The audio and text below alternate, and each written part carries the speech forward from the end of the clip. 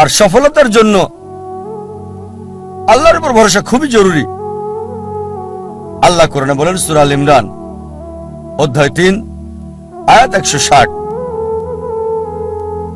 যদি আল্লাহ চান কেউ পেছনে ফেলতে পারবে না, আর তিনি সাহায্য না করলে কে আছে এমন যে সাহায্য করবে? আর মুমিন লোকগণ কেবল আল্লাহর উপরে ভরসা করেন। আল্লাহ বলেন সূরা আনকাবুত অধ্যায় নম্বর 29 আয়াত নম্বর 69 যে যদি চেষ্টার সংগ্রাম করো আল্লাহ সুবহানাহু ওয়া তাআলার পথে, তিনি পথ খুলে দেবেন। আল্লাহ আরো বলেন সূরা নাহাল অধ্যায় 17 আয়াত 43 এবং সূরা আম্বিয়া অধ্যায় 21 আয়াত 7, ফাসআলু আহলে যিকরি ইন কুনতুম লা তা'লামুন। যদি তোমরা না জানো তাকে জিজ্ঞেস করো যে জানে, তার কাছে যার জ্ঞান আছে। তাই সফলতার জন্য প্রথম আল্লাহর উপর ভরসা, দ্বিতীয় হচ্ছে চেষ্টা করা, সাধনা করা আল্লাহ সুবহানাহু ওয়া তাআলার পথে, তৃতীয় হচ্ছে যে জানে তাকে জিজ্ঞেস করা। পরিকল্পনাটাও জরুরি, গন্তব্য থাকাটাও জরুরি।